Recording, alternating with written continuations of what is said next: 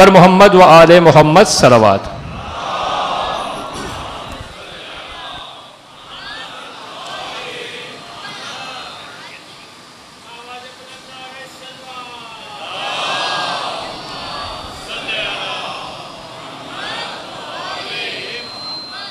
اعوذ باللہ من الشیطان الرجیم، بسم اللہ الرحمن الرحیم۔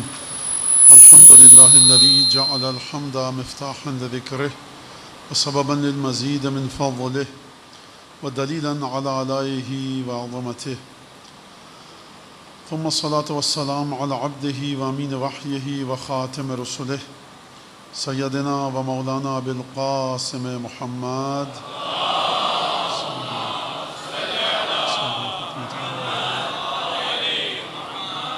وعلى أهل بيته الطيبين الطاهرين الذين أذهب الله عنهم الرجس وطهرهم تطهيرا،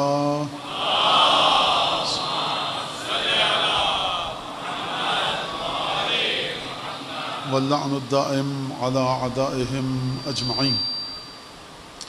أما بعد، فقد قال الله الحكيم في كتابه المجيد: أعوذ بالله من الشيطان الرجيم، قل اللہ ثم ذرهم فی خوضهم یلعبون۔ درود بھیجیں محمد و آل محمد۔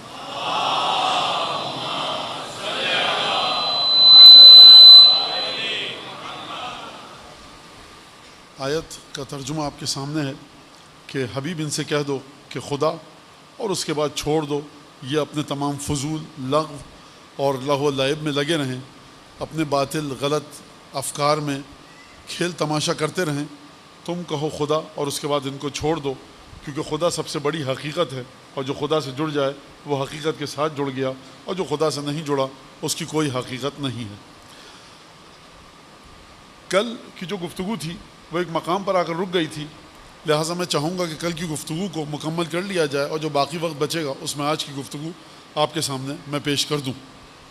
کل گفتگو ہو رہی تھی ہماری کہ پروردگار عالم نے خلاصے کے طور پر وہ آیات سورہ صاد کی آپ کے سامنے پیش کروں کہ جس میں پروردگار عالم نے جناب ابراہیم کا ذکر کیا، اسحاق کا ذکر کیا، جناب یعقوب کا ذکر کیا، اسماعیل کا، الیسع اور ذوالکفل، 6 پیغمبروں کا ذکر کیا، اور کہا کہ اذکر عبادنا، ہمارے بندوں کا ذکر کرو، ان اخلصناہم بخالصۃ ذکر الدار، ہم نے ان کو خالص کیا قیامت کی یاد دلا دلا کر۔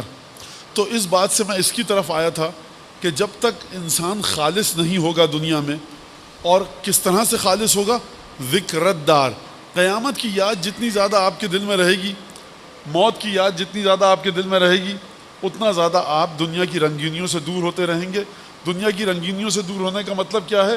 کہ انسان خدا کے لیے کام کرے گا، غلط کاموں سے بچے گا، کیونکہ موت اس کے سامنے ہمیشہ مجسم ہے۔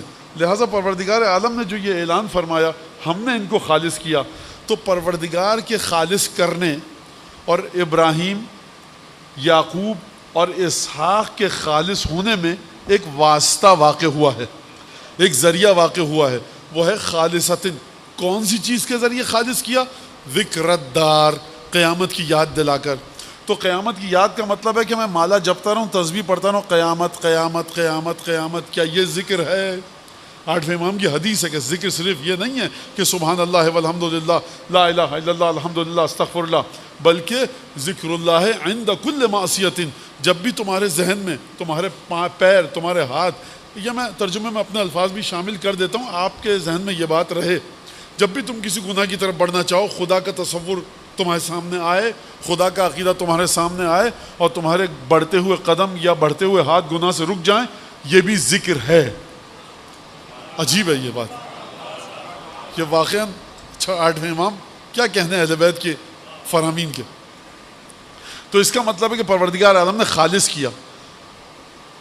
اس کا مطلب مزید وضاحت، مزید ایکسپلینیشن، اور مزید ذرا اور بات کو آسان کروں کہ قیامت جب ابراہیم کے سامنے ہے، یعقوب اور اسحاق کے سامنے ہے، تو یہ ہر کام قیامت کے لیے کر رہے ہیں، اس کو دیکھ کے کر رہے ہیں، اس دنیا کے لیے کر رہے ہیں، اس اپنی قبر و برزخ کے لیے کر رہے ہیں۔ تو کام ایسا ہو کہ یہاں سے اس دنیا میں جا سکے۔ توجہ فرمائی آپ نے۔ جو شخص، اب ہر ایک کا اپنا پیشہ ہے، میں اس وقت تعان و تشنیع غرض نہیں ہے، ایک شخص ہے اس کا تعلق موسیقی سے ہے، اس کے گھر میں کسی کی موت ہو جائے گی وہ محفل موسیقی نہیں رکھے گا ایصال ثواب کے لیے، مجلس امام حسین رکھے گا، قرآن کی تلاوت رکھے گا. کہا سرکار آپ کا تو پیشہ یہ کیا، دیکھیے یہ تو کام ہے، اب غلط صحیح ایک الگ بحث ہے، لیکن میں یہ چاہتا ہوں کہ اس دنیا میں کچھ پہنچے. جو شخص بدترین کاروبار بھی کرتا ہے نا، وہ بھی سبیل کے لیے پاک و پاکیزہ پانی شربت لاتا ہے. کیوں لاتا ہے؟ کیوں لاتا ہے؟ کیونکہ اسے یقین ہے اس بات کا کوئی ایسی چیز کروں جو اس دنیا سے اس دنیا میں پہنچ سکے. کون سی چیز اس دنیا سے اس دنیا میں پہنچے گی؟ جس پر خدا کی دستخط ہو، مہر تصدیق ثبت ہو. تو لہٰذا یہاں سے میں آپ کے سامنے وہ بات پیش کی تھی مسمع ابن عبد الملک کردین کہ جس کو کامل الزیارات میں جناب ابن قلوی نے نقل کیا ہے کہ خالص کیجئے اپنے ذکر امام حسین کو. اور پھر میں نے آپ کے سامنے وہ واقعہ پیش کیا تھا کہ وہ ایک شخص آیا تھا نصابہ کلبی، ایک امام زادے کے پاس گیا، 3 سوال کیے طلاق کے بارے میں. اگر کوئی کہے کہ میں نے تمہیں طلاق دی، اپنی زوجہ سے کہے کہ جتنے آسمان کے ستارے ہیں، تو انہوں نے جو جواب دیا مایوس ہو کر دل برداشتہ ہو کر آ گیا. دوبارہ گیا مسجد نبوی میں، ایک صاحب وہاں سر جھکائے بیٹھے تھے، اور ہمیشہ مظلوموں کا ساتھ دینے والے سر جھکا کر بیٹھتے ہیں. یہ امام کا چاہنے والا تھا، چھٹے امام مظلوم، یہ بیچارہ مظلوم. اس نے سر اٹھا کر کہا کہ اے تھے جعفر ابن محمد، جاؤ اگر تمہارا دل بڑا مایوس ہو چکا جعفر ابن محمد کے پاس جاؤ. وہاں 3 سوال کیے. ایک سوال کیا تھا؟ 3 سوال دہرائے. ایک سوال کیا تھا کہ زوجہ کب اس سے جدا ہوگی؟ کہ جس نے کہا کہ میں نے تجھے اتنی دفعہ طلاق دی جتنی آسمان میں ستارے ہیں. امام نے فقہی حکم کو بیان فرمایا، واضح کیا، اور امام نے اس کے ذہن کو جھنجھوڑا. اس نے کہا کہ کب جائے گی؟ تو امام نے کہا کہ اترا ہونا نجومن، کیا تم آیت طلاق میں ستاروں کا ذکر دیکھ رہے ہو؟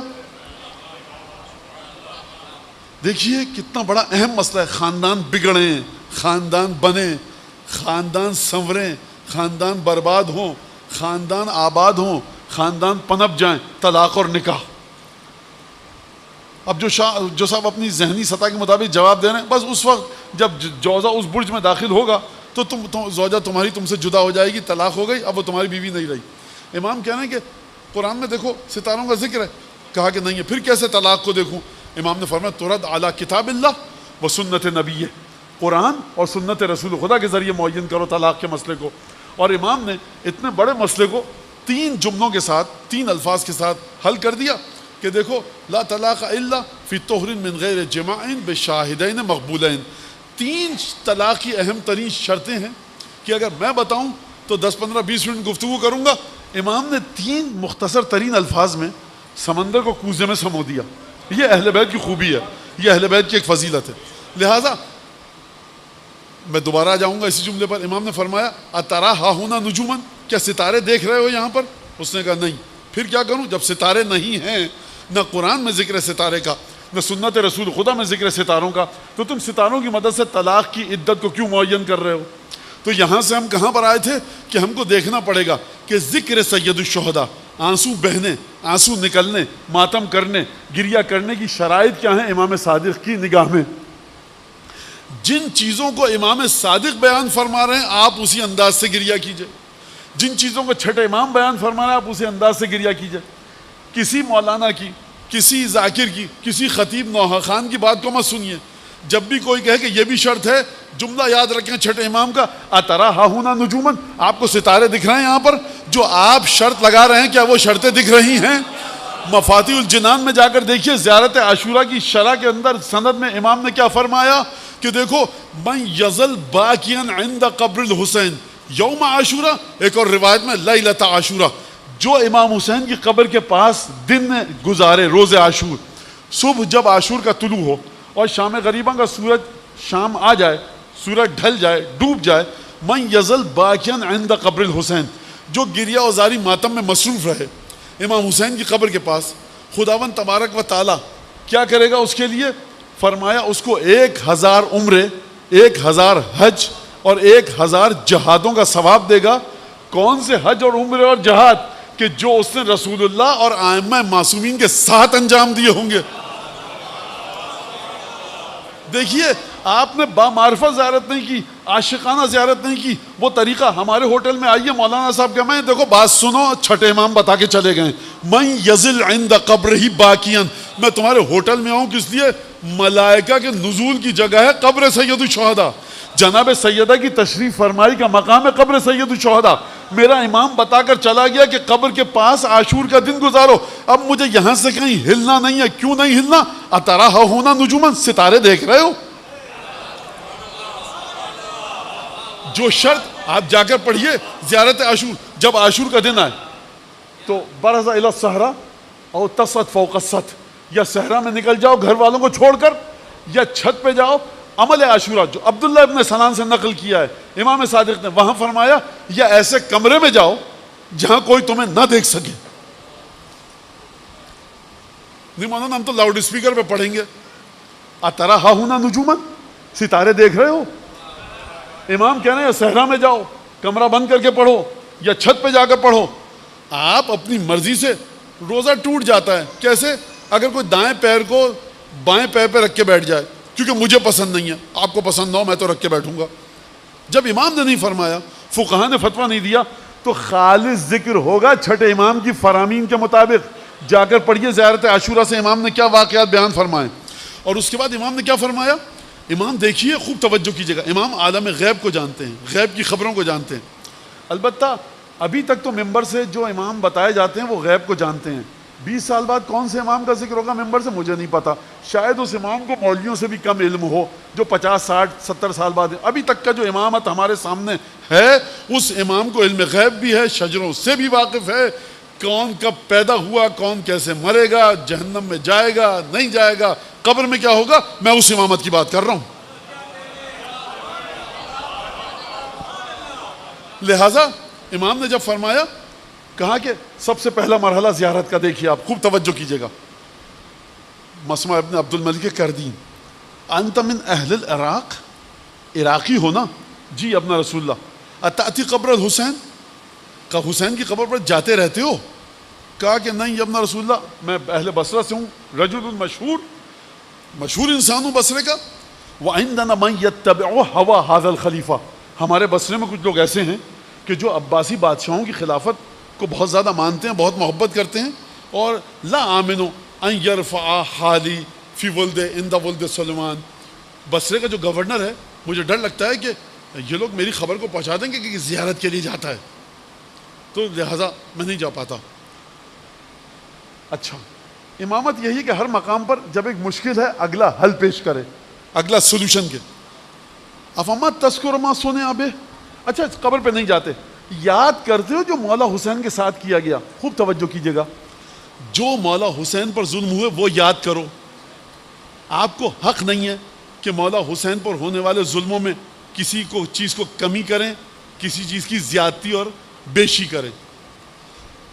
جو حسین کے ساتھ کیا گیا وہ یاد کرتے ہو؟ کہا کہ جی. پھر کیا ہوتا ہے؟ کہا یا ابن رسول اللہ استعبرو، آنسو آتے ہیں آنکھوں میں.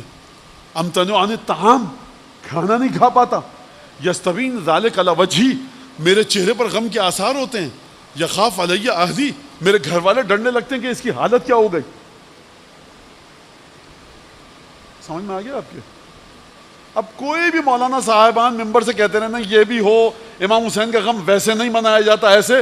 مولا نے چھٹے امام نے فرما دیا حسین پر جو غموں کے پہاڑ ٹوٹے یاد کرتے ہو کہ نہیں کرتے؟ تمہارے چہرے پر غم کے آثار آتے ہیں، آنکھوں سے آنسو آتے ہیں، دل میں ہلچل مچتی ہے. جی اپنا رسول اللہ یہ سب ہوتا ہے. کھانا پینا چھوڑ دیتا ہوں، شرائط پوری ہو گئی، اب کسی کو حق نہیں ہے کہ ان میں کسی اور شرائط کا اضافہ کرے. جو اس گریہ میں کسی اور شرط کا اضافہ کرے گا وہ میرا مخالف نہیں ہے، وہ آپ کا مخالف نہیں ہے، وہ سر اٹھا رہا ہے خدا کی زبان کے سامنے. خدا کی زبان کون؟ خدا کا چہرہ کون؟ حضرت جعفر صادق علیہ السلام کے سامنے.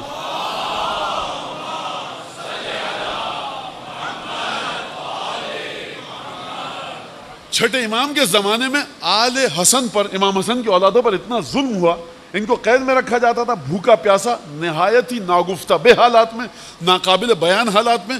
بعض دفعہ چھت گرا دی جاتی تھی، یہ زندہ دب کے مر جاتے تھے. بعض دفعہ زندہ دیواروں میں چنوا دیا جاتا تھا. امام صادق فرما رہے ہیں افما تذکرو ما صنع بالحسین، حسین پر جو ہوا وہ یاد کرتے ہو کہ نہیں کرتے؟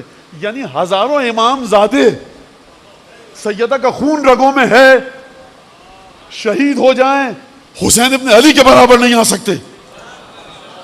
یہ میں امام زادوں کی بات کر رہا ہوں، کسی مولانا مفتی مجتہد کی بات نہیں کر رہا.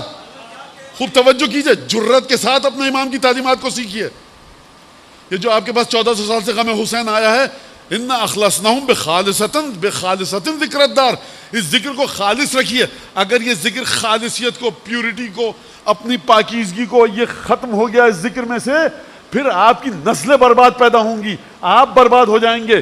دنیا میں آپ کا کوئی نہ ٹھکانہ ہوگا نہ آخرت میں. خوب توجہ کیجئے. پھر اس کے بعد جو اس نے بتایا، امام نے فرمایا اِنَّكَ مِنَ الَّذِينَ يُعَدُّونَ مِنْ أَهْلِ الْجَزَاءِ لَنَا، دیکھو تم یہ کام اگر کرتے ہو بس شرطیں پوری ہوئی، اب ہم تمہیں جزا بتاتے ہیں. فرمایا جزا یہ ہے، انعام یہ ہے کہ تمہیں ان لوگوں میں سے شمار کیا جاتا ہے کہ جو ہمارے لیے بےتابی کرتے ہیں. ہمارے لیے امام صادق اپنے آپ کو بھی شمار کر رہے ہیں، ہمارے لیے بےتابی کرتے ہیں. ہاں حضور، اگر امام صادق کے لیے، امام حسین کے لیے بےتاب ہونا اس کی کوئی قدر و قیمت نہ ہو تو امام مبارکباد کیوں دے رہے ہیں؟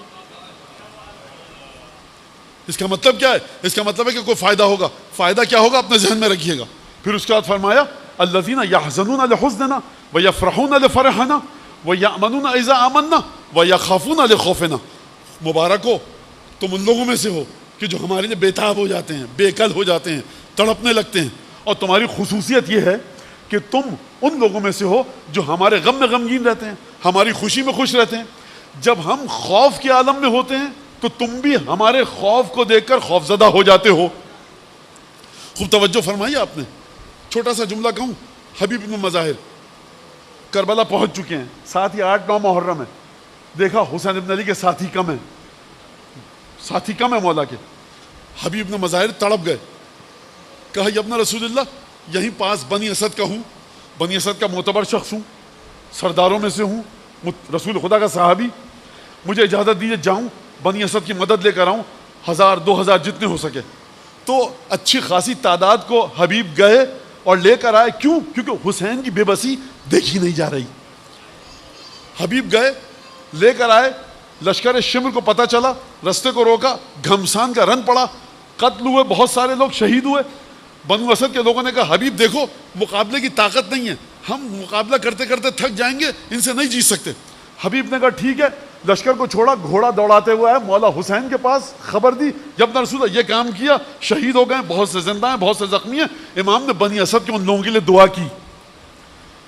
کیا فائدہ ہوا؟ حبیب گئے نہیں سرکار، یہی نہیں سمجھے آپ. گھوڑا دوڑاتے ہوئے گئے، لیا، آئے. تڑپ تھی، تڑپ ہے. آپ نے تڑپ کے مطابق اہل بیت کے لیے کوئی کام کیا، امام صادق کی دعا شامل حال ہو گئی. سمجھیے اہل بیت کو اہل بیت کے اقوال کے ذریعے. خوب توجہ کیجیے گا. اس بات کو خوب اپنے بچوں کو بتائیے کہ اس ذکر میں کوئی اور ذکر نہ آنے پائے. اس ذکر میں وہی ذکر ہے جس کی ذمہ داری چھٹے امام نے لی ہے، پانچویں امام نے لی ہے، حضرت حجت نے لی ہے، جناب امیر نے لی ہے، رسول خدا نے لی ہے. اور اس کے بعد فرمایا تم انہی لوگوں میں سے ہو جو ہمارے، جن کا دل تڑپ جاتا ہے، اہل الجزا، جو ہمارے لیے بےتاب ہو جاتے ہیں، ہماری خوشی میں خوش، ہمارے غم میں غمگین. یہ تمہاری کیفیت ہے. اما انک ترى حضور آبائی عند موتک ووصیتہم لک ملک الموت. جملہ سنیے اب آپ. فرمایا نہیں مجھے نہیں سمجھ میں آتا میں کیا کہوں. معمولی کام ہے، 4 آنسو بہا لیا آپ نے. امام کیا کہہ رہے ہیں؟ دل تڑپتا ہے. اب میں دہراؤں نہیں، بار بار ذہن میں ہے نا. امام نے کہا یہ کرتے ہو. کہا کہ دیکھو، اچھا امام نے مبارکباد بھی دے دی، رحمت کرے خدا تم پر. اور کہا اب کیا کہہ رہے ہیں؟ امام فرما رہے ہیں انک ترى حضور آبائی عند موتک، تم میرے باپ دادا کو مرتے وقت اسی دنیا میں دیکھو گے. کیا مطلب؟ محمد باقر، سید ساجدین، امام حسین، امام حسن، جناب امیر المومنین، رسول اللہ، مجھے نہیں پتا جناب ابو طالب، جناب عبداللہ، جناب عبد المطلب، جناب ہاشم، ان کو شامل کروں کہ نہیں کروں. لیکن امام نے کہا تم اگر یہ کام کرتے ہو، ترى حضور آبائی عند موتک، تم اپنی موت کے وقت میرے آبا و اجداد کو دیکھو گے. اور پھر فرمایا ووصیتہم ملک الموت لک، اور میرے آبا و اجداد سب کے سب مل کر، ایک امام اگر حکم دے دے ملک الموت کو، ہمت نہیں ہے ملک الموت کی اپنی جگہ سے ہل سکے.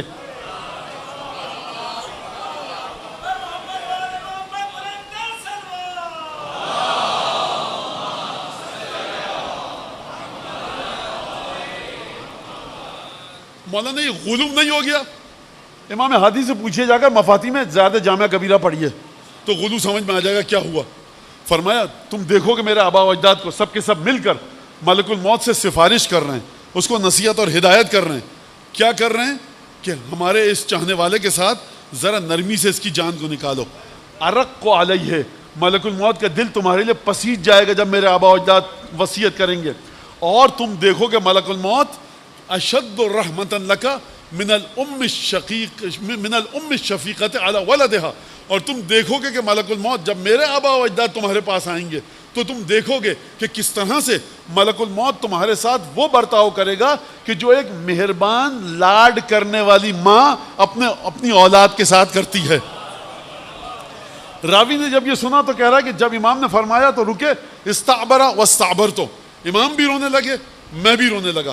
اور اس کے بعد امام نے فرمایا دیکھو جب سے امیر المومنین قتل ہوئے ہیں ملائکہ زمین ہم پر رو رہی ہے.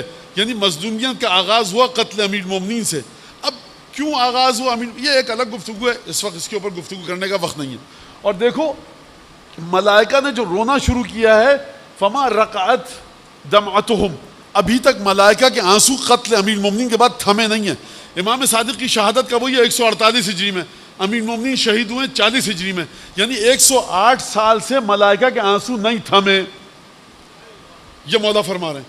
اور اس کے بعد امام نے فرمایا کہ دیکھو من بکا لقتلنا, جو ہمارے قتل کو ظلم کو یاد کر کے روئے, اس سے پہلے کہ اس کی آنکھ سے آنسو نکلے خدا کی رحمت اس کے شامل حال ہو جاتی ہے.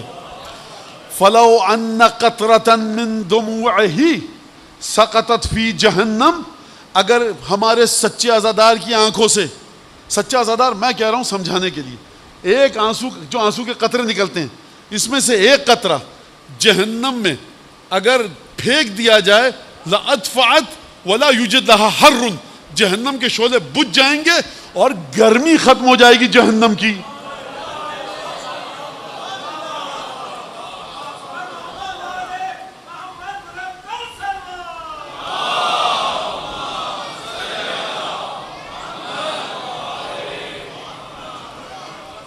مانا یہ بے عملی کی باتیں کر رہے ہیں, آپ غلو کر رہے ہیں. میں مثال دے دیتا ہوں, صدقہ دیجئے آپ صدقہ, سنی شیعہ تمام محدثین نے نقل کیا صدقہ اپنی حیثیت کے مطابق. آپ کی حیثیت 1 روپیہ ہے 1 روپیہ, 1 لاکھ روپیہ 1 لاکھ, 1 کروڑ روپے 1 کروڑ, صدقہ دیجئے, صدقہ دیجئے. روایت ہے خداوند رحمان اور رحیم کے غضب کی آگ کو صدقہ بجھا دیتا ہے. وہاں پہ غلو یاد نہیں آتا, نام حسین غلو یاد آتا ہے.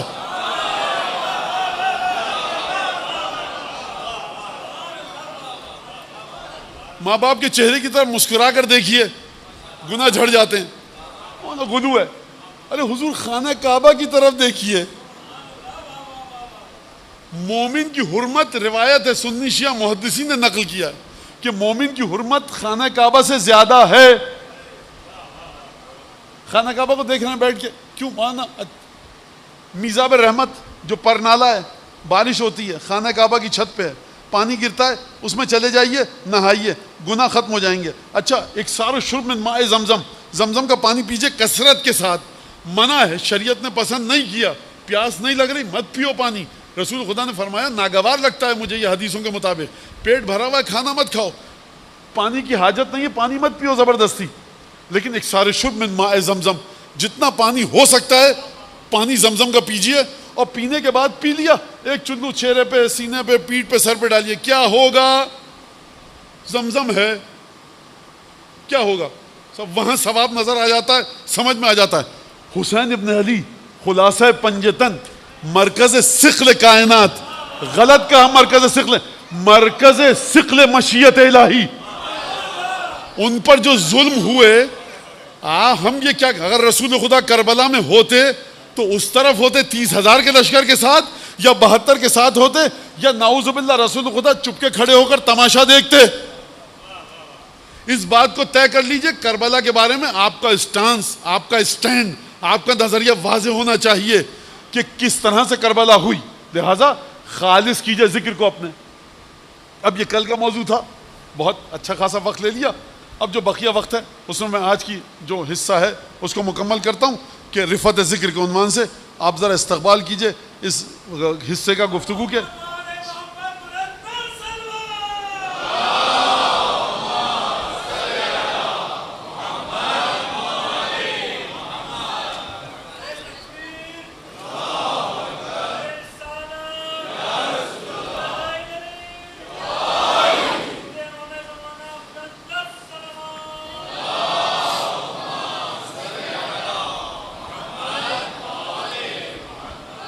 ذکر جب آپ کرتے ہیں یہ جاتا کہاں پر ہے؟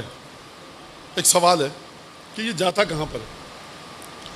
اور ذکر جب آپ کرتے ہیں، اب میں بات کر رہا ہوں جو لوگوں نے کہا درویش حضرات ہیں، اب یہ ایک الگ بات ہے کہ ہم ان سے متفق ہیں کہ نہیں ہیں، لیکن ہیں وہ عرفا ہیں، صوفیاء کرام ہیں، احترام کے ساتھ ایک مکتب ہے، ایک اسکول آف تھاٹ ہے.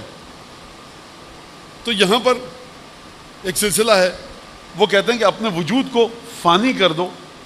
اب میں اس فنا کے بارے میں گفتگو کیسے کروں؟ وہ کرے گفتگو جو خود فانی ہو چکا ہو. مجھے تو یہ لکھے ہوئے حروف یاد ہیں، وہ بتا رہا ہوں آپ کو. کیا مطلب؟ آسان الفاظ میں بچوں کے لیے اور بچیوں کے لیے اپنی، یعنی اپنے آپ کو بھول جاؤ. کس کو یاد رکھو؟ اپنے مولا کو. یعنی مولا حسین کے سامنے ہو، فنا کر دو. کیا مطلب فنا کر دو؟ یعنی فنا کر دو یعنی ابو الفضل عباس، فنا کر دو. بھول جاؤ اپنے وجود کو، مولا حسین کو یاد رکھو. اپنے آپ کو بھول جاؤ، علی بن ابی طالب کو یاد رکھو. اپنے آپ کو بھول جاؤ، رسول خدا کو یاد رکھو. رسول کی ذات میں فنا ہونے کا درس کس نے سکھایا؟ جناب امیر نے. بھول گئے کہ میں ہوں ہی نہیں، جو کچھ ہے میرا بھائی ہے. غور فرما رہے ہیں؟ یہ سمجھ لیجیے فنا.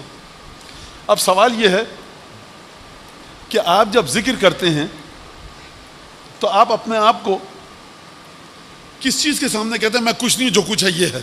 آسان گفتگو ہے نا، مشکل تو نہیں ہے. آپ کب کہتے ہیں جو کچھ، میں کچھ نہیں ہوں، جو کچھ ہے یہ ہے؟ بھائی خدا کو آپ کہتے ہیں میں کچھ نہیں ہوں، خدا ہی ہے. تو خدا سے آگے بات کر لیجئے خود ہی، اور قرآن کو کھینچ کے نازل کروا لیتے. لیکن نہیں، آپ کہتے ہیں قرآن مجید. اچھا جو کچھ ہے قرآن مجید ہے. تو اب یہاں سے کہا گیا کہ ایک مرتبہ یہ ہے توحید کا لیول کہ آپ قرآن میں اپنے آپ کو فنا کیجئے. ایک مرحلہ یہ ہے کہ آپ رسول کے وجود میں اپنے آپ کو فنا کیجئے. ایک مرحلہ یہ ہے کہ آپ خدا کے وجود میں اپنے آپ کو فنا کیجئے. یعنی ایک مرحلہ یہ ہے کہ آپ اپنے آپ کو بھول جائیے کہ یہ جو کچھ ہے میرا رب ہے، اللہ سبحانہ و تعالیٰ ہے. ایک مرحلہ یہ ہے کہ آپ کہیے جو کچھ ہے وہ قرآن کی تعلیمات ہیں، میں کچھ نہیں ہوں، جو کچھ ہے قرآن کی تعلیمات ہیں. ایک مرحلہ یہ ہے کہ آپ کہیے جو کچھ ہیں وہ رسول خدا ہے، میں کچھ نہیں ہوں. قرآن کے مطابق یہ غلط اور باطل نظریہ ہے. جو کچھ ہے کائنات میں محور آپ کی عبادتوں کا وہ ذات رسول خدا ہے.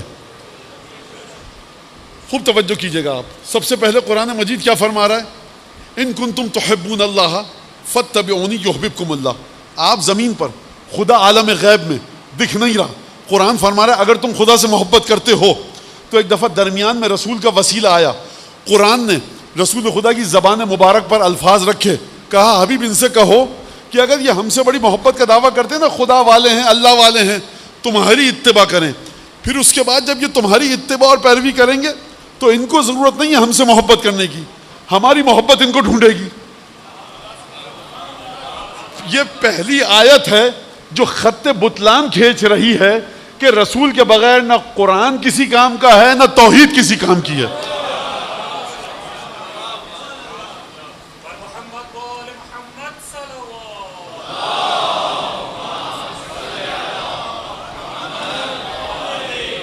اور اس آیت سے سمجھ میں آیا کہ جو کچھ ہے عشق رسول ہے. دیکھیے کیا کہ مجلس مشکل ہو رہی ہے، آسان پڑھ لیتے ہیں مجلس، اس سے زیادہ آسان ہو نہیں سکتی. کیا فرمایا؟ میری اتباع کرو. تو مولانا اتباع کی بات کی، عشق رسول کہاں سے آ گیا؟ دیکھیے علماء میں، مرجع تقلید میں اور معصومین میں ویسے تو فرق گناتے گناتے آپ تھک جائیں گے، ختم نہیں ہوں گے. لیکن ایک چھوٹا سا فرق بچوں کے لیے میں 10 دفعہ کہا. مرجع تقلید کے پاس گئے، مسئلہ پوچھا، مسئلہ پسند نہیں آیا، دل میں ناگواری کے تاثرات آئے. مرجع تقلید کو بے نطق دل میں سنا دی، زبان پہ نہیں لا سکتے. اور مرجع تقلید نے کہا اس طرح سے نماز پڑھو. سر کا خمس دیا تھا، دوبارہ دو. مرجع تقلید کو بے نطق دل میں سنا دی. یہ کیا عجیب فضول بیٹھے ہیں نجف میں قم میں، اور کیا فضول باتیں کرتے رہتے ہیں. دل میں سوچا خمس دے دیا, خمس ادا ہو گیا, واجب انجام دے دیا آپ نے. چھٹے امام کے پاس گئے, جب میں رسول اللہ خمس اس طرح سے دیا تھا, وہ تو ہمارا وکیل نہیں تھا, چھٹے امام نے کہا تم نے غلط دیا. دل کو سنبھال کے رکھنا. ذرہ برابر خیال آیا نا چھٹے امام کی نسبت کہ یہ کیا, خمس دیتے رہو, کائنات کو خمس میں دے دو, پیشانی رگڑ دو, منہ کے بل جہنم میں جاؤ گے. خوب توجہ کیجئے اس بات کے اوپر, خوب توجہ کیجئے. کیوں کہہ رہا ہوں میں؟ قرآن نے کہا ہے کہ المودۃ فی القربہ قل لا اسألکم علیہ اجرا الا المودۃ فی القربہ. عبادتیں کرو لیکن دل کو دیکھتے رہو کہ قربہ سے مودت ہے کہ نہیں ہے. اگر قربہ سے مودت نہیں ہوئی, کروڑوں سال کی عبادتیں بیکار ہیں. اور جو کہے کہ بغیر قربہ سے مودت کے میں عبادتیں کر لوں گا, تو ایک صاحب گزرے آدم کے قصے میں, ان کا ذکر پڑھ لیجئے گا جا کر. درود پڑھیے محمد آل محمد.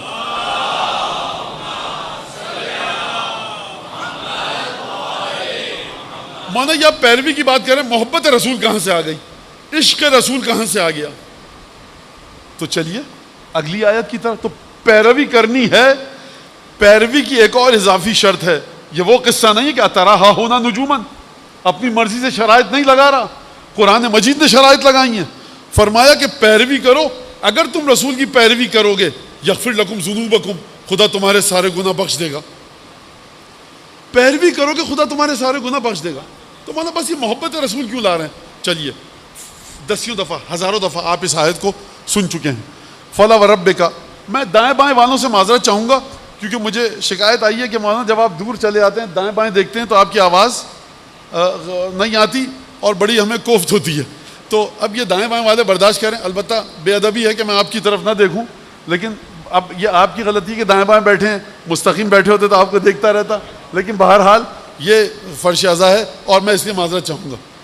تو فلا وربک لا یؤمنون حتی یحکموک فیما شجر بینہم. حبیب, یہ لوگ کبھی ایمان والے نہیں ہو سکتے. کب ہوں گے ایمان والے؟ نماز, روزہ, حج, زکات. یہ ایمان والے نہیں ہو سکتے جب تک کہ اپنے جھگڑوں میں, تنازعات میں, ڈسپیوٹس میں تمہیں اپنا قاضی نہ مانے. فجر, ظہر, عصر, مغرب, عشاء کی نماز پڑھی, جنگ میں مرتا کیا نہ کرتا چلے گئے, جب تک کھڑے ہو سکتے تو ہوئے, جب نہیں کھڑے ہو سکتے تو اپنی راہ لے لی. تمام کے تمام خطبے میں رسول خدا کو دیکھا تو اپنا رستہ لے کے نکل گئے. گلی میں ڈھول تاشے بجاتا ہوا کوئی آ گیا, رسول خدا کو چھوڑ کے چلے گا. قرآن کی آیتوں کا خلاصہ پیش کر رہا ہوں. تو یہ سب کرتے رہے, ٹھیک ہے, گناہ معاف کر دے گا خدا, استغفار کرو, میاں انسان بن جاؤ. اما کب تک یہ گمراہی رہے گی؟ اور خدا نے کہا آخری فیصلہ سن لو, فلا وربک لا یؤمنون حتی یحکموک فیما شجر بینہم. اس وقت تک یہ مومن نہیں ہو سکتے جب تک کہ یہ اے حبیب تجھے اپنے جھگڑوں میں حکم, قاضی, ڈیسیشن ٹیکنگ اتھارٹی نہ مان لیں, ڈیسیشن میکنگ اتھارٹی نہ مان لیں. یعنی جو کچھ جورسڈکشن ہے, جو کچھ قانونی دائرہ کار ہے, وہ ہے ہی رسول کا. خدا کہہ رہا ہے مجھے نہیں تم کو. کتنا زیادہ خدا کا وجود جڑا ہے رسول خدا کے وجود سے کہ اپنی ذات پر ایمان کا معیار رسول پر کلمہ پڑھنے کو قرار نہیں دے رہا. کلمے کے بعد میاں اور بھی بہت ساری شرائط آئیں گی. کہا کہ خبردار اپنے جھگڑوں میں تم کو جب تک حکم قرار نہ دے. حتی یحکموک فیما شجر بینہم. آئے یا رسول اللہ میرا جھگڑا ہو گیا, یہ کہہ رہا ہے کہ گھوڑا میرا ہے, یہ کہہ رہے ہیں کہ گھوڑا میرا ہے, یہ کہہ رہے ہیں کھجور کا درخت میرا ہے, یہ کہہ رہا ہے کہ میرا ہے, اس کا نہیں ہے. جھگڑا ہو گیا, آئیے رسول کے ساتھ. خود بیٹھ کے حل مت کرنا. سکا اکنی, دو انی, چونی کی چیزوں کو خدا کہہ رہا خود بیٹھ کے حل مت کرنا. تو امامت کے مسئلے کو آپ خود بیٹھ کے کیسے حل کریں گے؟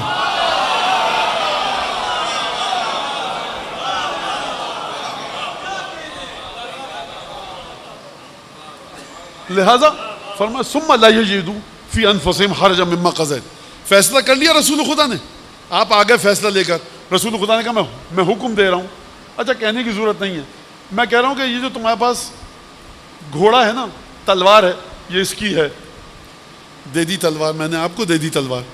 دل میں آیا یہ کیا ہے رسول خدا نے بلا وجہ نعوذ باللہ, کچھ جانتے ہیں نہیں, میری تلوار تھی اس کو دے دی. ثم لا یجدوا فی انفسہم حرجا مما قضیت.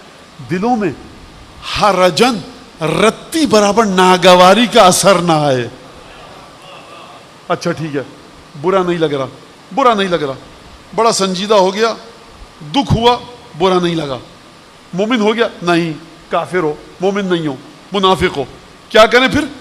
ثم لا یجدوا فی انفسہم حرجا مما قضیت, اور اس کے بعد یہ اپنے دلوں میں حرج کا احساس نہ کریں, ناگواری کا احساس نہ کریں. وَيُسَلِّمُ تسلیما, بڑی خوشی کے ساتھ کہیں یا رسول اللہ آپ نے میری پوری جائیداد اٹھا کر اس کو دے دی, خوش ہوں میں, آپ کا فیصلہ.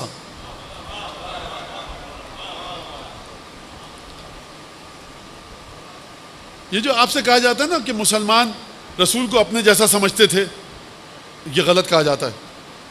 یہ اپنے جیسا کبھی مسلمانوں نے نہیں سمجھا, یہ اپنے سے بھی حقیر تر سمجھتے تھے. اور پڑھوں قرآن کی آیات ابھی, کس نے کہا مسلمان رسول کو اپنے جیسا سمجھتا ہے؟ نہیں سرکار, اپنے سے بھی نعوذ باللہ ادنا سمجھتا ہے. جو کہے گا قرآن کی آیتوں کے ذریعے ثابت کر دوں گا کہ یہ رسول خدا کو اپنے سے بھی حقیر سمجھتے تھے. اب پیچھے پڑھو نماز رسول کے, جاؤ حج پہ, خندق بھی کھود لو, تمام کام کر لو, دل میں اگر وہ کیفیت نہیں آ رہی تو اس کا مطلب کیا ہے؟ اس کا مطلب ہے قرآن کہہ رہا ہے ہم کو مت دیکھو, قرآن کو مت دیکھو, رسول کو دیکھو. لہذا فنا کا مرحلہ قرآن کے لحاظ سے, آپ صوفی ہیں, آپ درویش ہیں, آپ عارف ہیں, آپ نہ جانے کیا کیا, جو بچے کہتے ہیں قلندر ہیں, کیا کیا ہیں. اچھا قلندر عہدے کا نام ہے, کسی شخص کا نام نہیں ہے. جب ایکٹنگ کرتے ہیں نا مختلف مکاتب فکر سے جڑنے کی, تو بچے ذرا ان کی اصطلاحات کو بھی رٹ کے آیا کریں. ہم یہ ہیں, ہم وہ ہیں. ارے میاں رسول خدا اور پنجتن 14 5 12 کے علاوہ جو ہے ڈھکوسلا ہے. خوب توجہ کیجیے گا. فرمایا اب آپ سمجھ میں آ گیا آپ کے کہ قرآن کی تعلیمات کے اندر فنا ہو جاؤ. خدا کی ذات میں رسول کے بعد خدا کی ذات ہے, قرآن کے مطابق جو کچھ ہے وہ ہے ہی رسول, اس کے علاوہ کچھ ہے ہی نہیں. مولانا آپ نے کیا کہہ دیا؟ خدا ہے, آپ نے کہا کچھ نہیں ہے. خدا بھی اگر ہے تو وجود رسول میں فنا ہو کر ہے. آیات پڑھ تو رہا ہوں آپ کے سامنے کہ رسول کے پاس آؤ, رسول کے پاس آؤ. ہم سے محبت کرنا چاہتے ہو, رسول کی اتباع کرو.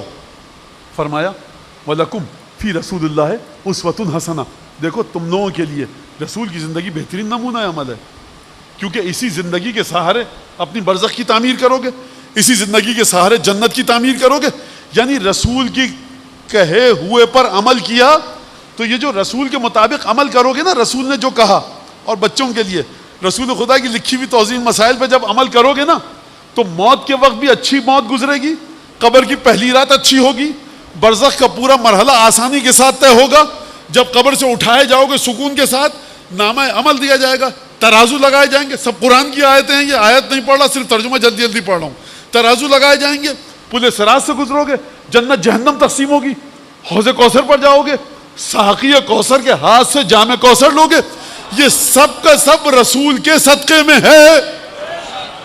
تو نہ قرآن کی کوئی حقیقت ہے رسول کو ٹھکرا کر, نہ خدا آپ کی عبادت کو قبول کرے گا رسول کو ٹھکرا کر.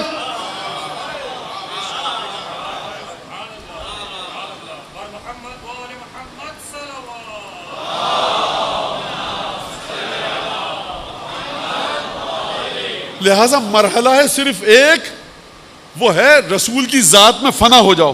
لہذا یہی وجہ تھی کہ جب رسول خدا کے بعد قرآن کے مطابق, حدیثوں کے مطابق رسول خدا کے بعد عالم خلقت کی سب سے عظیم ترین ہستی, جبرائیل, عزرائیل, میکائیل, اسرافیل سے بھی آگے کی ہستی, البتہ رسول خدا کے بعد وہ جو ہستی ہے, جب اس ہستی کی بھی خدا نے تعریف کی تو قرآن میں اس کو بھی نفس رسول قرار دیا.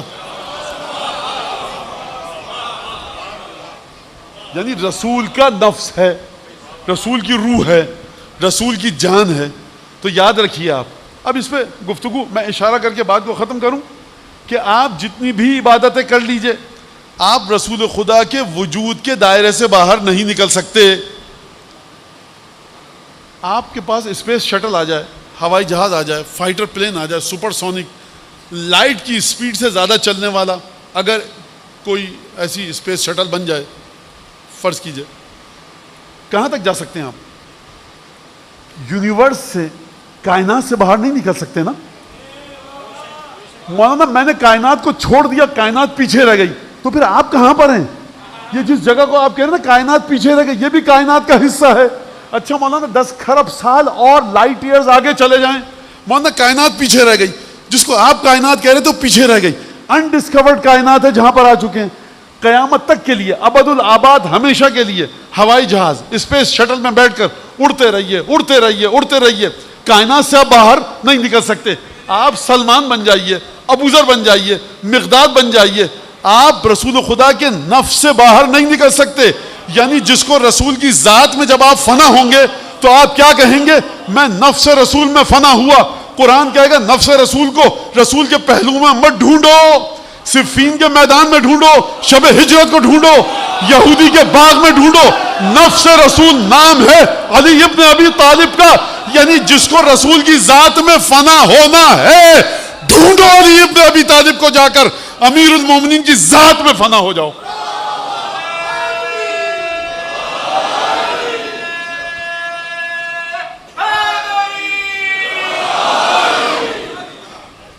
لہذا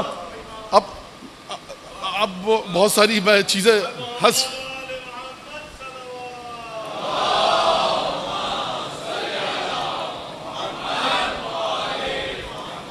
تو سورہ اعراف میں پروردگار عالم نے ارشاد فرمایا، اب دیکھیے بہت ساری میں نے آیتیں حذف کر دی، آپ سمجھ گئے۔ لکم فی رسول اللہ اسوۃ حسنہ لمن کان یرجو اللہ والیوم الآخر، جو کائنات کی امید، جو قیامت کی امید رکھے، آخرت کی امید رکھے، اور جو خدا سے ملاقات کی امید رکھے، رسول خدا اسوہ حسنہ ہے۔ کیا مطلب اسوہ حسنہ ہے؟ یعنی کہیں پر بھی رسول خدا کے وجود سے آپ جدا نہیں ہو سکتے۔ اگر آپ آیت قرآن پڑھ رہے ہیں اور چاہتے ہیں یہ میری قبر میں، برزخ میں میری قبر کو روشن کرے، بس عشق رسول کو ہٹا کر ناممکن ہے۔ فرمایا پروردگار عالم نے، پروردگار مومنین کی گفتگو ہے، اکتب لنا فی ہذہ الدنیا حسنہ وفی الآخرۃ حسنہ انا ہدنا الیک، پروردگار دنیا میں ہم کو نیکی دے، آخرت میں نیکی دے۔ مومنین گفتگو کر رہے ہیں سورہ اعراف میں، ہم کو دنیا میں نیکی دے، آخرت میں نیکی دے، انا ہدنا الیک، ہم نے تیری بارگاہ میں آ گئے، ہدایت پا کر تیرے پاس آئیں۔ پروردگار نے کہا قالا، پروردگار نے کہا اس بات کے جواب میں جو میں سمجھا ہوں کہ عذابی اصیب بہ من اشاء ورحمتی وسعت کل شیء، میرا عذاب اس کو جا کر دبوچے گا جس کے سلسلے میں میں چاہوں گا اس کو عذاب ہوگا، لیکن میری رحمت نے ہر چیز کو اپنی لپیٹ میں لے رکھا ہے۔ تو یہ انسان ہے کہ جو رحمت سے نکل کر عذاب کی طرف جاتا ہے، ورنہ خدا اولاً و بالذات ہر ایک کو خدا کی رحمت نے اپنی لپیٹ میں، اپنے گھیرے میں، اپنے وجود میں سمیٹ کر رکھا ہے، ہر وجود کو، ہر چیز کو، ہر انسان کو۔ کہا کہ رحمتی وسعت کل شیء، عذاب بھی اصیب بہ من اشاء، میرا عذاب اسے آ کر دبوچے گا جس کو میں چاہوں گا، لیکن میری رحمت نے ہر ایک کو اپنے اندر سمو کر رکھا ہے، لپیٹ کر رکھا ہے، اپنے وجود میں رکھا ہے۔ تو سمجھ میں آ گیا، رحمت زیادہ ہے، عذاب کم ہے۔ بچوں کے سمجھانا، رحمت غالب ہے، عذاب مغلوب ہے۔ دیکھو رحمتی وسعت کل شیء، ایک عمومی رحمت ہے کہ جو تمام کائنات پر چھائی ہوئی ہے، ورحمتی وسعت کل شیء، یہ جو میری رحمت ہے نا، جس نے ہر چیز کو اپنے اندر سمیٹ کر رکھا ہوا ہے، اس کو میں اس کے لیے واجب کر دوں گا۔ اب سمجھ میں آئی بات آپ کے؟ عمومی رحمت تو سب کے لیے ہے، لیکن ہو سکتا ہے کہ عمومی رحمت کسی کے لیے ہو اور وہ اس رحمت سے نکل آئے غلط کام کر کے۔ تو پروردگار فرما رہا ہے میری رحمت کو اپنے اوپر واجب کرنا سیکھو، میری رحمت کو اپنے لیے لازم کرنا سیکھو۔ وہ رحمتی وسعت کل شیء عذاب اصیب بہ من اشاء فساکتبها للذین یتقون ویؤمنون بآیاتنا۔ دیکھو ہم اس رحمت کو ان پر واجب کر دیں گے، لازم کر دیں گے۔ کن لوگوں پر لازم کر دیں گے؟ کہ جو تقوی اختیار کرتے ہیں، یؤتون الزکات، جو زکوٰۃ دے رہے ہیں، اور یؤمنون بآیاتنا، ہماری آیتوں پر ایمان لاتے ہیں، ہم اپنی رحمت کو ان کے لیے واجب کر دیں گے۔ اور فرمایا الذین، اب ان کی خصوصیت کیا ہے کہ جن کے اوپر رحمت واجب ہوگی؟ فرمایا کہ رحمت جب ہم واجب کریں گے تو یہ ان لوگوں پر ہوگی الذین یتبعون الرسول النبی الامی الذی یجدونہ مکتوبا عندہم فی التوراۃ والانجیل، یہ وہ لوگ ہیں کہ جو ہمارے نبی امی ہاشمی قریشی کچھ جملے میرے اپنے ہیں، قرآن کی آیات نہیں ہیں، سمجھانے کے لیے کہہ رہا ہوں. الذین یتبعون الرسول النبی الامی الذی، اس نبی امی کی اتباع کریں گے، اس نبی امی کے پیچھے پیچھے چلیں گے، اپنی سوچوں کو، اپنے عمل کو، اپنی فکر کو، اپنے خیالات کو رسول خدا کے خیالات کے مطابق ڈھال لیں گے. تو یہ لوگ ہیں کہ جس کو انہوں نے لکھا ہوا پایا ہے ہمارے آخری رسول کا ذکر انجیل میں اور تورات میں. اس رسول کی خصوصیت کیا ہے؟ یأمرہم بالمعروف وینہاہم عن المنکر، کہ وہ رسول اچھائیوں کا حکم دیتا ہے، برائیوں سے روکتا ہے. یحل لہم الطیبات، پاک و پاکیزہ اچھی چیزوں کو حلال کرے گا. ویحرم علیہم الخبائث، غلیظ اور گھناؤنی چیزوں کو حرام کرے گا. ویضع عنہم اصرہم والاغلال التي كانت علیہم، اور ان کے ہاتھ پیروں کو بیڑیوں سے، ہتھکڑیوں سے، زنجیروں سے وہ رسول آ کر آزاد کرے گا. یہ فرمایا پروردگار عالم نے. اس کے بعد فرمایا الذین نصروہ وعزروہ، لہذا وہ لوگ جو شرائط سن رہے ہیں آپ، دہرانے کا وقت نہیں ہے، شرائط بڑی لمبی چوڑی ہیں، 1 2 3 4 نہیں ہیں، خصوصیات ہیں، شرائط ہے نا، توجہ ہے آپ کی. خود فرمایا کہ الذین نصروہ وعزروہ واتبعوا النور الذی انزل معہ اولئک هم المفلحون. اب یہ لوگ کیا کریں گے؟ جو رسول آئے گا ہمارا، تو رسول کی جنہوں نے مدد کی اور تعظیم کے ساتھ مدد کی، مدد نہیں کرو، تعظیم کے ساتھ مدد کرو. آپ نے مجھ سے پانی مانگا، میں نے گلاس میں لا کر گلاس پٹک دیا آپ کے سامنے، یہ لیجیے پیجیے، بدتمیزی سے کہا. آپ نے مرتا کیا نہ کرتا کہ مصداق پانی پی لیا، پیاس آپ کی بجھ گئی، لیکن احترام آپ کو حاصل نہیں ہوا. مجھے ثواب نہیں ملا مومن کا احترام کرنے کا، پانی پلانے کا شاید ثواب مل جائے، احترام مومن کا ثواب نہیں ملا، اور ہو سکتا ہے اس پانی پلانے کا مجھے عذاب بھی ہو جائے کیونکہ بدتمیزی کی میں نے. غور فرما رہے ہیں آپ؟ فالذین نصروہ، جنہوں نے مدد کی رسول خدا کی، وعزروہ، تعظیم کی، احترام کیا، واتبعوا النور الذی انزل معہ، جنہوں نے اس نور کی پیروی کی جو رسول کے ساتھ نازل ہوا. آخری شرط ہے یہ. آپ جانتے ہیں پوری نماز صحیح پڑھی اور آپ نے کہا مولانا بس پوری نماز پڑھ تو دی، حمد پڑھی، انا انزلنا پڑھی، سبحان ربی العظیم و بحمدہ پڑھی، السلام علیکم ایھا النبی، بس دوسرے سے سر اٹھایا اور بھاگتے ہوئے چلے گئے. نماز نہیں پڑھی آپ نے. اور اگر یہ کہا کہ یہی نماز صحیح ہے تو دائرہ اسلام سے خارج ہو جاؤ گے. کم از کم مانو کہ غلط ہے، گناہگار رہو گے. تو اس کا مطلب ماننا بھی ہے کہ غلطی کی. اگر آخری شرط کو آپ نے اس کے مقام پر رکھتے ہوئے کہا نہیں یہ تو شرط ہم نہیں مان رہے، تو دین سے بھی خارج ہو جائیں گے. فاسق صرف نہیں ہوں گے، فاسق دین میں ہے، گناہگار ہے. لہذا واتبعوا النور الذی انزل معہ، اس کے ساتھ ساتھ اس نور کی پیروی کی جو رسول کے ساتھ اترا. اولئک هم المفلحون، یہ ہیں کامیاب لوگ. اب یہ نور کہاں پر ہے؟ مولانا اس سے مراد قرآن ہے. حضور قرآن ہے اس سے مراد؟ جی. تو قرآن رسول کے ساتھ نازل ہوا؟ جی. تو آپ تو کل تک کہہ رہے تھے کہ 40 برس تک رسول کو نہ الف پتا تھا نہ بے. رسول تو عام الفیل میں واقع ابراہ سے 6 مہینے بعد ولادت ہوئی ہے. تو رسول تو جب ولادت ہوئی تو رسول مکے کی گلیوں میں ہیں، رسول آمنہ کی آغوش میں ہے سلام اللہ علیہ، رسول عبد المطلب کے پہلو میں بیٹھے ہیں، رسول ابو طالب کے گھر میں پرورش پا رہے ہیں. تو اگر قرآن ہے تو قرآن تو سرکار آپ فرما رہے تھے کہ 40 برس کی عمر میں نازل ہوا تھا، اس سے پہلے کہ رسول جو تھا وہ ہم آپ جیسا تھا. یہ امت بڑی ظالم ہے، جب اپنے مفتی اور اپنے علماء کی تعریف کرتی ہے، بچپنے سے ان کو کیا کیا نظر آ جاتا تھا. یہ جو میں نے آپ سے اچھا اس میں یہ میں بتا دوں آپ کو، یہ مجھے کہنے دیجئے، اور یہ اس سے نہ مبرہ شیعہ ہیں نہ سنی مبرہ ہیں. رسول کو سمجھنے میں نہ شیعہ کامیاب ہوئے نہ سنی، کیونکہ قرآن کو جا کر آپ نے نہیں دیکھا. خوب توجہ کیجئے گا، اب میں بات یہ نہیں کر رہا سید رضی نہیں سمجھ پائے, علامہ ہلی نہیں سمجھ پائے, جب بات کر رہا ہوں اس کو سمجھے کس سیاق و سباق میں ہے. تو اپنے اپنے علماء کا جب بھی ذکر کرتا ہے ہر فرقہ, بچپنے میں ایسے تھے, 13 سال میں ایسے تھے, 14 سال میں ایسے تھے. رسول کے بارے میں پوچھو اچھو لگ جاتا ہے, حلق میں نوالا اٹک جاتا ہے. ارے لعنت ہو تم پر اور اس مدرسے پر جہاں سے پڑھے ہو, جس مذہب کے بھی ہو, اور لعنت ہو اس مسجد میں جہاں پر جاتے ہو کسی بھی فرقے کے ہو. رسول کو چاہے سنی ہو چاہے شیعہ ہو, اگر رسول کو نہ سمجھ پاؤ تو تمہارا دین کس کام کا. لہذا یہ کون نور ہے جو رسول کے ساتھ نازل ہوا. اب یہ جس مقام پر بات آ کر رکی ہے اس میں پھر 1-1.5 گھنٹے کی گفتگو ہے, لیکن میں یہیں پہ ختم کروں گا گفتگو کو آسانی کے ساتھ, آپ کی مشکل کو آسان کو, آسانی کو مشکل کو آسانی میں بدل کے. فرمائے دیکھو کہ رسالت میں آپ نے انا و علی من شجرۃ واحدہ, میں اور علی ایک ہی شجرے سے ہیں. وسائر الناس من شجر شتیٰ, دوسرے جو لوگ ہیں نا وہ دوسرے شجروں سے ہیں.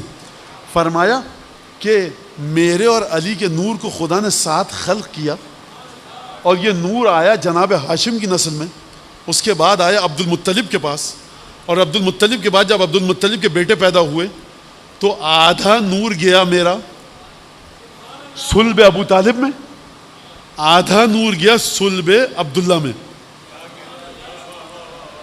جو شمالی آبادی یاد آنا ہے مجھے پڑھنے دیجیے. تشکیک سے یقین کو حاصل ہوا فراغ, گل ہو گیا زمین پہ اوہام کا چراغ, اترا دماغ دل میں تو دل بن گیا دماغ, جھوما نسیم عقل سے, جھوما نسیم عقل سے نوئے خرد کا باغ.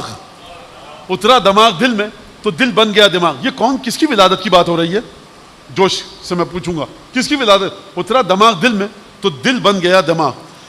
یہ آئے تو حریم نظر میں اذاں ہوئی, سلمائے روزگار کو زرعی قبا ملی, ہستی ہوئی قدر کے گلے سے قضا ملی, آغوش میں رسول کو اپنی دعا ملی.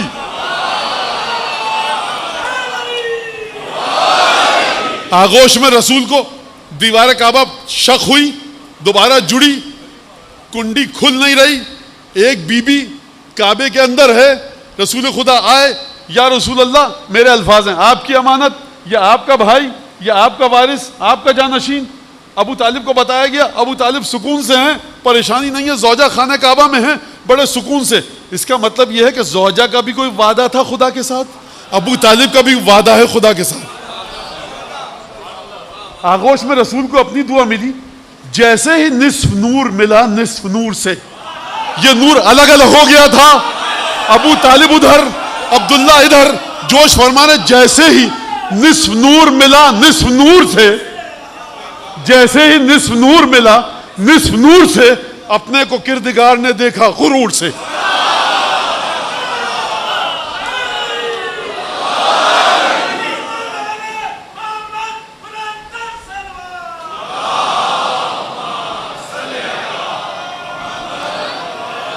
یہ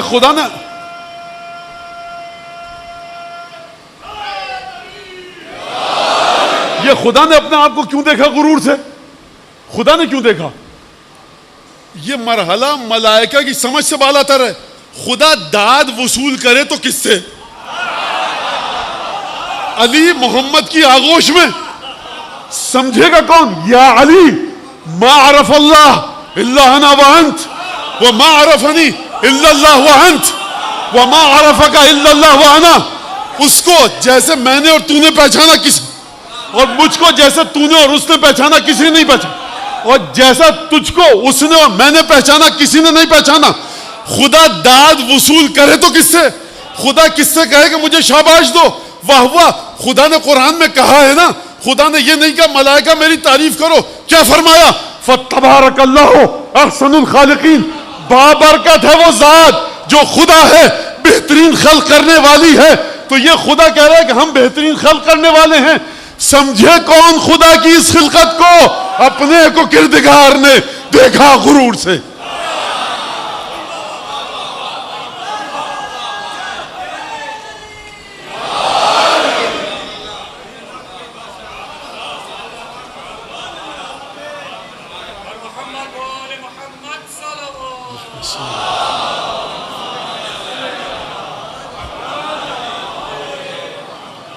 نیموا چشم سے حر نے رخ مولا دیکھا، زیر سر زانو شبیر کا تکیہ دیکھا، مسکرا کر طرف عالم بالا دیکھا، شہ نے فرمایا کہ حر جری کیا دیکھا، عرض کی حسن رخ حور نظر آتا ہے، فرش سے عرش تلک نور نظر آتا ہے، باغ فردوس دکھاتا ہے مجھے اپنی بہار، صاف نہریں ہیں رواں جھوم رہے ہیں اشجار، شاخوں سے میری طرف بڑھتے ہیں میوے ہر بار، حوریں لاتی ہیں جواہر کے طبق بحر نثار، ہے یہ رضواں کی صدا دھیان کدھر ہے تیرا، حر شہید ہو کر جنت میں پہنچ چکے ہیں، ہے یہ رضواں کی صدا دھیان کدھر ہے تیرا، دیکھ ہے شاہ کے مہمان یہ گھر ہے تیرا۔ آپ رفعت ذکر کو سمجھے؟ اب میں آخر میں نہیں پڑھ سکتا تھا، حر کا ذکر ہوگا، وقت گزر چکا ہے، میں بہت شرمندہ ہوں، میں کیا کروں، بس یہ آج کی زحمت ہے، تو بہرحال گفتگو طویل ہو گئی۔ رفعت ذکر سمجھے؟ لا الہ الا اللہ، سبحان اللہ، الحمدللہ، استغفر اللہ نہیں۔ اگر کسی شہید کا سر جو حسین کی خاطر خون بہائے زانو حسین پر ہو، حر سے پوچھ رہے ہیں مولا کہ شہ نے فرمایا کہ حر جری کیا دیکھا، خود فرما رہے ہیں انیس، زیر سر زانو شبیر کا تکیہ دیکھا۔ قبلہ انیس صاحب آپ نے کہہ تو دیا کہ حر نے اپنے سر کے نیچے حسین کا گھٹنا دیکھا، تو پھر حسین کیوں پوچھ رہے ہیں؟ شہ نے فرمایا کہ حر جری کیا دیکھا، یعنی یہ تو واقعہ تھا گھٹنے پر سر آنے سے پہلے، جب حسین کے پیروں پہ سر پہنچ جائے تو اب آنکھیں عالم بالا کو دیکھتی ہیں، یہ ہے رفعت ذکر۔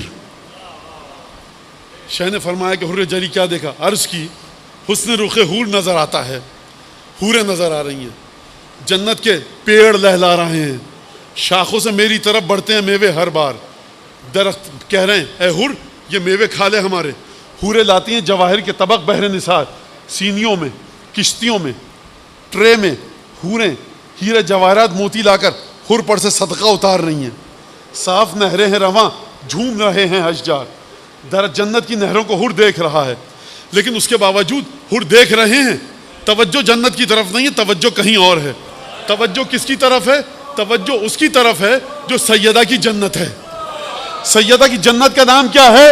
حسن، حسین، علی، رسول اللہ۔ فرمایا کہ ہے یہ رضواں کی صدا، جنت کا حاجب، دربان، دروازے کی حفاظت کرنے والا رضوان ہے، وہ مجھ سے کہہ رہا ہے مولا دیکھ ہے شاہ کے مہمان یہ گھر ہے تیرا، اے حور تو جنت میں آ چکا ہے، جنت کی رنگینیوں کو دیکھ کیوں نہیں رہا، تو ہے کہاں پر؟ اس لیے حور جنت کو نہیں دیکھ رہا کہ حور حسین کے زانو کو دیکھ رہا ہے۔ یہ ہے رفعت ذکر، یعنی سرفرازی ملے قدم سید الشہداء پہ سر رکھ کر۔ کیا ہے رفعت ذکر؟ کہ علی مرتضیٰ کے قدم ہوں اور آپ کی آنکھیں ہوں۔ کیا ہے رفعت ذکر؟ حجت ابن الحسن کے قدموں کی خاک ہو اور تمہاری آنکھیں ہوں۔ کیا ہے رفعت ذکر؟ کہ سیدہ کی دعائیں ہوں اور آپ کی نسلیں سدھر جائیں۔ یہ ہے رفعت ذکر۔ منزل ذو حسن پر یا ذو حسن یا حسن پر حر آیا، لشکر کو روکا، مولا نے اپنے لشکر کو تیزی کے ساتھ آگے بڑھایا، پہاڑ کو اپنی پشت پر رکھا، اللہ اکبر، تکبیر بلند کی۔ کیوں تکبیر بلند کی؟ جب نہ رسول اللہ نخلستان نظر آ رہا ہے، پانی ہوگا، نہیں یہاں پر کوئی نخلستان نہیں ہے اس راستے میں۔ جب لشکر نزدیک آیا تو دیکھا حر ہزار سواروں کے ساتھ، اور جو نیزے تھے نا اٹھائے ہوئے وہ دور سے کھجور کے درخت لگ رہے تھے۔ پچھلی منزل پر مولا نے حکم دیا تھا جتنے برتن ہیں پانی کے مشکیزے سب کو بھر لو، ضرورت سے زیادہ پانی اٹھاؤ، لوگ نہیں سمجھ پائے۔ جب حور کا لشکر تشنگی سے ہلاک ہو رہا تھا تب لوگوں کی سمجھ میں آیا کہ مولا نے پچھلی منزل پر پانی کیوں اٹھوایا تھا۔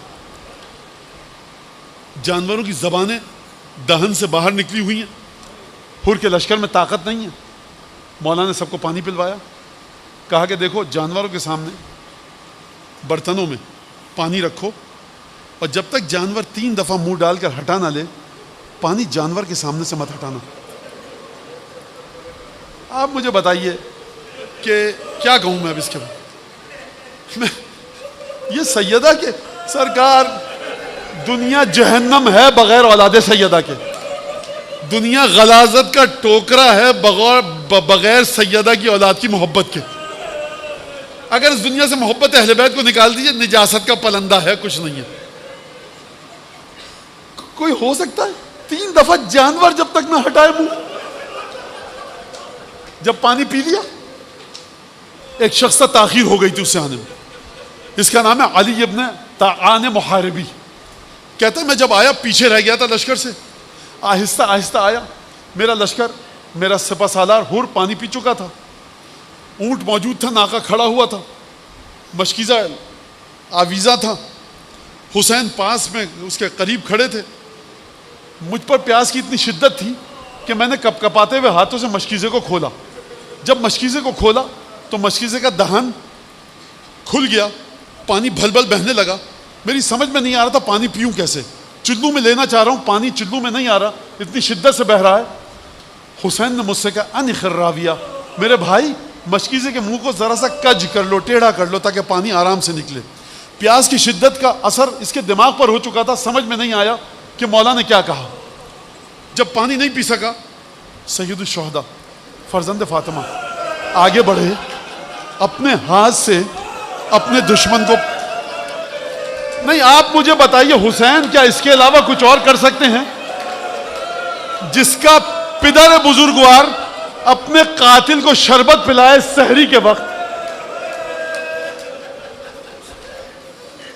جب پانی پی لیا مولا نے خطبے دیے. عبداللہ حجاج ابن مسروق سے کہا ظہر کا وقت ہو چکا، اذان دو. اذان دی گئی.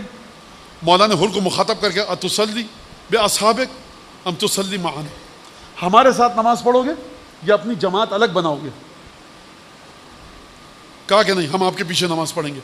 یہ پہلا مرحلہ تھا کہ حر کی بخشش کا سامان ہو گیا، حسین کے پیچھے نماز پڑھی ہے. خطبہ دیا، گفتگو ختم ہوئی. کہا کہ سیدانیوں کو سوار کیا جائے. زینب اور رقیہ اور سکینہ اور فروہ اور رباب اور جناب فضہ اپنی اپنی محفلوں میں بیٹھی. ناکوں کو استادہ کیا گیا. جوانان بنی ہاشم اپنے اپنے گھوڑوں پر سوار ہوئے. سید الشہداء جلوہ افروز زین اسب ہوئے. ایک دفعہ حسین ابن علی نے گھوڑے کی لگام کو کھینچ کر آگے بڑھنا چاہا. فاعترضہ حر، آپ سے کہا جاتا ہے حر نے لگام پہ ہاتھ ڈالا، نہیں، حر نے لگام پہ میں نے نہیں پڑا. حر نے آ کر رستہ روک لیا. ایک دفعہ مولا نے دیکھا، جلال کی کیفیت آئی. کہا کہ ثقلت کا امک، کیا تو میرا رستہ روک رہا ہے؟ تیری ماں تیرے غم میں روئے. حر نے کہا لو کان غیرک من العرب ذکر امی بالثقل لذکرت امہ بالثقل، اگر عرب میں سے کوئی اور میری ماں کا اس طرح سے ذکر کرتا، بد دعا دیتا میری موت کی، تو میں اس کی ماں کا بھی اسی طرح سے ذکر کرتا. ولیکن امک فاطمہ لا یسعنا، لیکن آپ کی مادر گرامی فرزند رسول، جب آپ کی ماں کا نام آئے گا ہم سوائے درود کے اور کچھ نہیں پڑھ سکتے. یہ دوسرا مرحلہ تھا، حر کی بخشش کا سامان ہو گیا. کہا مجھے حکم دیا گیا ہے کہ آپ کو ایک ایسے مقام پر لا کر نازل کروں، پڑاؤ ڈلواؤں کہ جہاں نہ پانی ہو نہ کوئی پودا ہو، آپ کو کوفے نہ پہنچنے دوں. حسین کا لشکر بھی چل رہا ہے راستے پر، حر کا لشکر بھی چل رہا ہے، دونوں ساتھ ساتھ. حر کا لشکر شمالی سمت پر ہے راستے کی، حسین کا لشکر جنوب شرق پر ہے، شمال شرق پر ہے. اور ایک دفعہ یہ دونوں لشکر پہنچے کربلا. حسین کے لشکر کو وہاں پر پڑاؤ ڈالا گیا، فرات کے کنارے خیمے لگے. حر کا لشکر موجود ہے. اور اس کے بعد حکم دیا گیا 7 محرم کو کہ یہاں سے خیموں کو اٹھاؤ، یا 4 محرم کو، مختلف تاریخیں ہیں. بہرحال مولا نے اپنے خیموں کو اکھیڑا اور فرات سے دور لے گئے. وہاں پر یزید کا لشکر آئے گا، مولا نے اپنے خیموں کو ہٹا دیا. شب عاشور آئی، 9 محرم کا دن آیا. حر 4000 فوجیوں کا سالار ہے لشکر یزید میں، بہادر ترین سرداروں میں سے ایک ہے کوفے کے.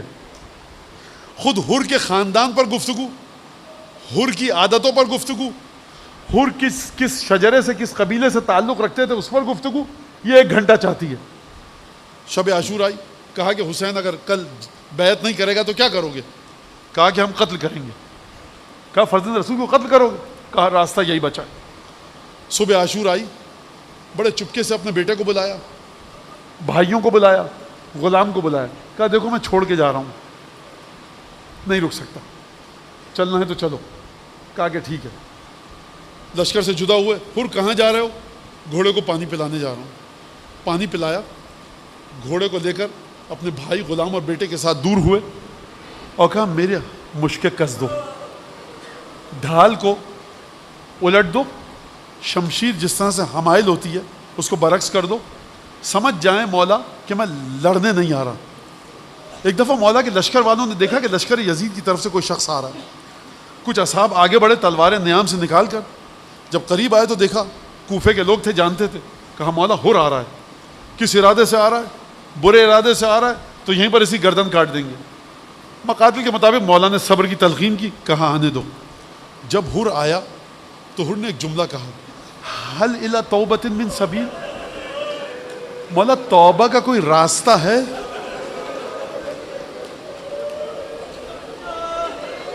آپ گریہ کر رہے ہیں نا، ہر اپنے کون سے گناہ کو یاد فرما رہے ہیں؟ خود ہر کی زبان سے سنیے کہ ہر کون سے گناہ کو یاد کر رہے ہیں۔ فرما رہے ہیں انا الذی ارعبت بنات رسول اللہ، اے حسین میں ہی ہوں جس نے رسول کی بیٹیوں اور بہوؤں کے دلوں کو دہلایا اور لرزایا۔ آپ اس کا مطلب سمجھے؟ جب منزل ذو حسن پر میں آیا تھا، 1000 گھوڑے تھے، ٹاپوں سے زمین میں دھمک پیدا ہوئی تھی، جناب زینب کا دل دہل گیا کہ کہیں میرے بھائی قتل نہ ہو جائے، فروا اور رباب کا دل دہل گیا کہیں ہمارا امام قتل نہ ہو جائے، سکینہ اور رقیہ خوف زدہ ہو گئیں کہیں میرے بابا کو کچھ نہ ہو جائے، خواتین ڈر گئیں کہ کہیں حسین کو کچھ نہ ہو جائے۔ حسین کو قتل نہیں کیا، زخمی نہیں کیا، بس یہ جو خواتین کا دل دہل گیا، ہر شرمندہ ہے۔ ہر کو امام حسین نے معاف کیا، کہا یا ابن رسول اللہ پہلا گناہگار میں ہوں، اجازت دیجئے کہ پہلا خون میرا بہے۔ بس ایک دفعہ اجازت لی مولا سے، ہر میدان کی طرف گئے، رجس پڑا، ایک ایک پہلوان کو مقابلے پر بلایا، مقابلہ کیا، کئی لوگوں کو واصل جہنم کیا۔ جب یہ دیکھا لشکر نے تو چاروں طرف سے حملہ کیا، تلوار کے زخم لگائے گئے، تیروں کے زخم لگائے گئے۔ ایک دفعہ ہر گھوڑے سے زمین پر آئے، السلام علیکہ یا ابا عبداللہ، بنو ہاشم کے جوان ہر کے جسم کو لے کر آئے، ہر کے سر کو حسین نے اپنے زانو پر رکھا اور اس کے بعد یہ فرمایا اے ہر تم اسی طرح سے ہر ہو کہ جس طرح سے تمہاری ماں نے تمہارا نام رکھا تھا۔ اور اس کے بعد مولا نے اپنا رومال نکالا اور ہر کی پیشانی پر باندھا۔ کسی نے اس عالم سے پوچھا کہ قبلہ یہ بتائیے کہ ہر کی پیشانی پر رومال کیوں باندھا؟ اس عالم نے جواب دیا کہ فاطمہ کا بیٹا ہے حسین، اس گھرانے کی عادت یہ ہے کہ جب کوئی ان کا مہمان بن کر آئے اس کی بہت پذیرائی کرتے ہیں، کوئی اس گھرانے کے پاس توبہ کرنے کو آئے اس کو انعام و اکرام دیتے ہیں۔ ہر مہمان بھی تھا، ہر توبہ کرنے بھی آیا تھا۔ حسین کیا دیتے؟ نہ کھانا تھا نہ پانی تھا، حسین کے پاس جو سب سے قیمتی چیز تھی رومال فاطمہ تھا، ہر کی پیشانی کو باندھ دیا، گنج شہیدہ میں لا کر رکھا۔ میں کہوں گا اے ہر تم نے یہ کہا تھا کہ میں نے رسول زادیوں کے دلوں کو دہلایا ہے، اتنے شرمندہ تھے کہ زینب کا دل دہل گیا۔ وہ کاش شام غریبہ میں ہوتے، جب دیکھتے سیدانیوں کے خیمے، سیدانیاں ایک خیمے سے دوسرے